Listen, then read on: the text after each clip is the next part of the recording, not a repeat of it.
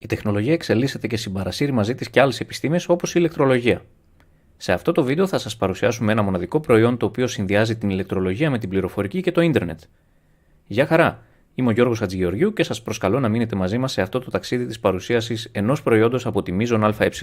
Πρόκειται για ένα μετρητή ελεγκτή, ο οποίος μέσω του πρωτοκόλου NB-IoT μπορεί να στέλνει πολύτιμα δεδομένα σε εμάς.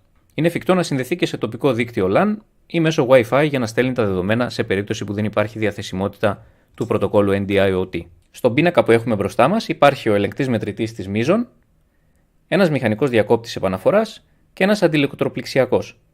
Αν εντοπιστεί κάποια διαρροή στο κύκλωμά μας, τότε ο αντιηλεκτροπληξιακός πέφτει και στη συνέχεια ανεβαίνει μηχανικά. Σε περίπτωση που υπάρχει βλάβη σε διάστημα μικρότερο των 12 δευτερολέπτων, ο αντιηλεκτροπληξιακός δεν θα σηκωθεί. Κατά τη λειτουργία του κυκλώματος, κάθε συμβάν καταγράφεται στη διαδικτυακή κονσόλα της Mizon. Αν έχουμε κάποιο σφάλμα, πότε συνέβη αυτό και φυσικά μας δίνει τη δυνατότητα να δοκιμάσουμε τον αντιηλεκτροπληξιακό μέσω του τεστ. Όταν ολοκληρωθεί το τεστ και εφού υπάρχει επικοινωνία με τον ελεγκτή μας, ο αντιηλεκτροπληξιακός ενεργοποιείται και το συμβάν καταγράφεται στην κονσόλα. Ο συγκεκριμένος ελεγκτής δεν παραδίδεται με αυτή την κεραία, αυτή την έβαλα εγώ, κανονικά έρχεται με αυτήν εδώ την κεραία. Επειδή όμως βρίσκομαι σε δύσκολο σημείο και δεν υπάρχει καλή λήψη, αναγκάστηκα και έβαλα μια μεγαλύτερη κεραία. Να πω εδώ για την εταιρεία Mizon ότι οι άνθρωποι εκεί ενδιαφέρθηκαν, πήραν τηλέφωνο οι ίδιοι τους στον πάροχο, ρώτησαν αν υπάρχει κάλυψη στην συγκεκριμένη περιοχή και στη συνέχεια μπήκαν στη διαδικασία να μας στείλουν αυτό το προϊόν για να το δοκιμάσουμε. Αυτό εμένα μου κάνει πολύ θετικό και μου δείχνει ότι οι άνθρωποι ξέρουν τη δουλειά τους.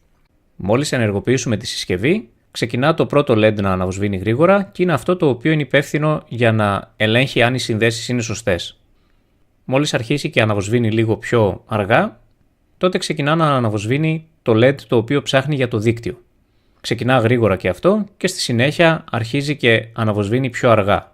Ξέρουμε ότι έχουμε συνδεθεί όταν το τελευταίο LED ανάβει μόνιμα πράσινο και αναπεριόδους το πρώτο LED ανάβει για λίγο και σβήνει. Αυτό σημαίνει ότι έχουμε λήψη, είμαστε συνδεδεμένοι στο δίκτυο και όλα είναι καλά. Τώρα, αυτό το οποίο θα κάνουμε είναι να βάλουμε στην έξοδο ένα φορτίο έτσι ώστε να αρχίσουμε να παίρνουμε δεδομένα. Έχουμε ανάψει μια λάμπα, επίσης βλέπουμε ότι είναι σταθερό το λαμπάκι από το σήμα, άρα είμαστε συνδεδεμένοι. Το signal αναβοσβήνει σχετικά γρήγορα, οπότε ξέρουμε ότι έχουμε συνδεθεί. Θα κάνουμε ένα τεστ του ρελέ διαφυγής, θέλουμε να πέσει στα 35 μιλισεκόντ και θα κάνουμε ένα κλικ στο τεστ έτσι ώστε να δούμε αν όντως θα συμβεί αυτό. Πατώντας το τεστ, ανάβει πράσινη ένδειξη, οπότε τώρα μόλις πάρουμε την επόμενη τιμή θα πρέπει να προκαλέσει μια διαρροή και να ρίξει τον αντιηλεκτροπληξιακό. Ωραία. Ο διαρροής πέφτει όταν εντοπίσει την επόμενη μέτρηση το σύστημά μας και επανέρχεται αυτόματα χάρη στο μηχανικό διακόπτη επαναφοράς. Αυτό το οποίο έχει σημασία να καταλάβουμε είναι ότι το συγκεκριμένο προϊόν, ο συγκεκριμένος μετρητής ελεγκτής, δεν είναι εδώ για να ελέγχει έναν αντιηλεκτροπληξιακό διακόπτη. Αυτό είναι μία από τις λειτουργίες που κάνει και είναι πολύ χρήσιμη γιατί φανταστείτε σε έναν πολύ μεγάλο χώρο ή σε μία λυσίδα καταστημάτων ή σε ένα πολύ μεγάλο κτίριο όπως είναι ένα νοσοκομείο ή ένα σχολείο ή ένα πανεπιστήμιο, να υπάρχει ένα τέτοιο σύστημα υποπτείας και να μπορεί κάποιος να κάνει έναν απομακρυσμένο έλεγχο με τη βοήθεια ενδεχομένως κάποιου ανθρώπου που βρίσκεται εκεί στον χώρο και έχει την ικανότητα και τις γνώσεις να σηκώσει έναν διακόπτη αντιηλεκτροπληξιακό χωρίς να κινδυνεύει. Όπως είπαμε, πρόκειται για έναν ελεγκτή μετρητή. Αυτό το οποίο μπορεί να κάνει, αν δούμε την πλατφόρμα, είναι ότι μας δίνει την ισχύ σε watt. Αυτή τη στιγμή έχουμε συνδεδεμένο έναν τριφασικό μετρητή ελεγκτή σε μια μονοφασική εγκατάσταση και γι' αυτόν τον λόγο βλέπετε και στις τρεις φάσεις το ίδιο πράγμα.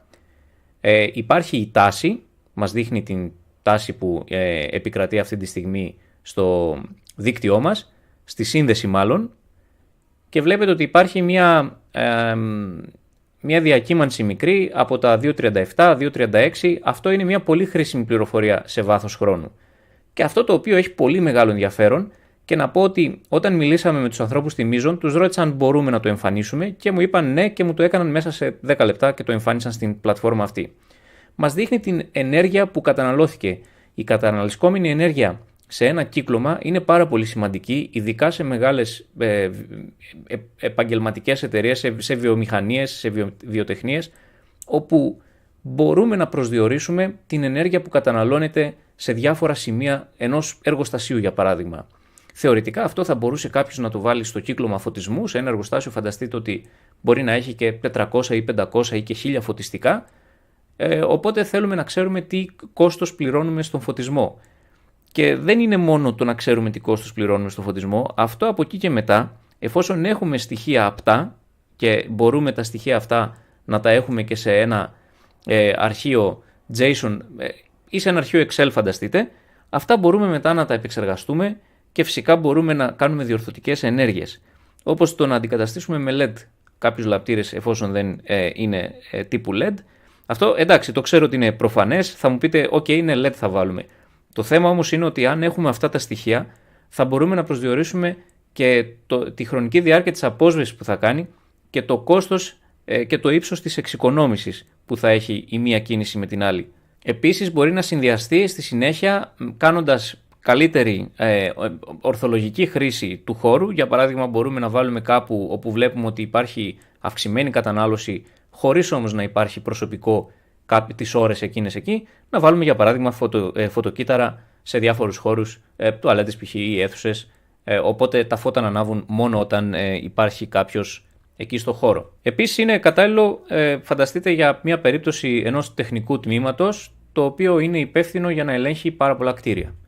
Ελέγχοντας πάρα πολλά κτίρια, αυτό το οποίο πρέπει να κάνει ο τεχνικός είναι να πηγαίνει επί τόπου και να δοκιμάζει την εγκατάσταση. Φανταστείτε λοιπόν να υπάρχει ένα τέτοιο τοποθετημένο σε διάφορα σημεία και να μπορεί να βλέπει με μια απλή με μια απλή εικόνα να βλέπει την κατάσταση της εγκατάστασης. Όπως η ισχύς που καταναλώνεται, υπάρχει η τάση, να βλέπει αν υπάρχουν διακυμάνσεις στην τάση, η καταναλισκόμενη ενέργεια σε κιλοβατόρες, οπότε μπορεί να προσδιορίσει και το κόστος της κάθε εγκατάστασης ή αν σε μία εγκατάσταση μπορούμε να κάνουμε υποπίνακες και να βάλουμε τέτοιους μετρητές σε όλους τους υποπίνακες και φυσικά να βλέπει γενικά την εικόνα της εγκατάστασης. Αυτό έχει πολύ μεγάλη αξία όταν έχουμε δεδομένα τα οποία είναι μεγάλου χρονικού διαστήματος.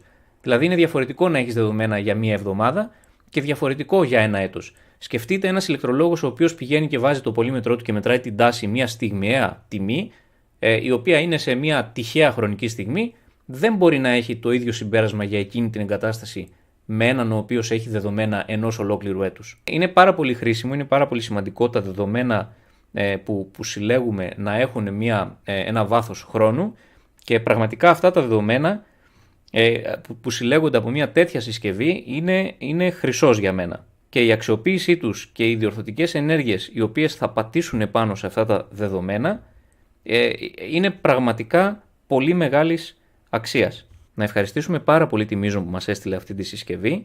Την Mizon θα τη βρείτε στη σελίδα www.mizon.com.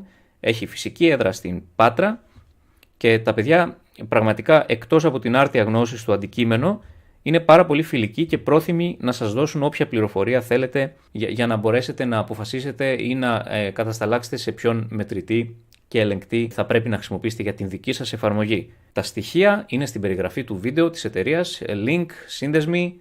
Για άλλη μια φορά ευχαριστούμε πάρα πολύ, να είστε όλοι καλά και θα τα ξαναπούμε στο επόμενο βίντεο.